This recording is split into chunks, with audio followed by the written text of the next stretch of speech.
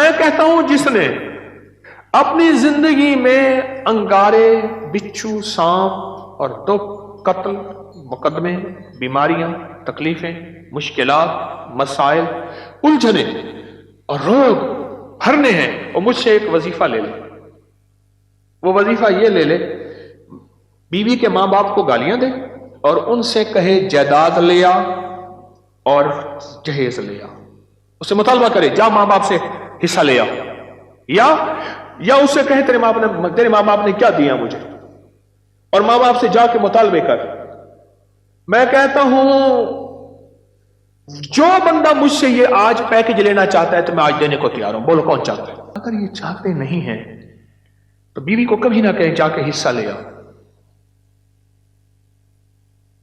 میں نے اپنی اہلیہ سے کہا اپنے بہن بھائیوں کو اپنا حصہ دیا کرتے. اور جس دن میرا رشتہ ہو رہا تھا اس دن میں نے پہلا مطالبہ یہ رکھا میں جہیز نہیں لوں گا.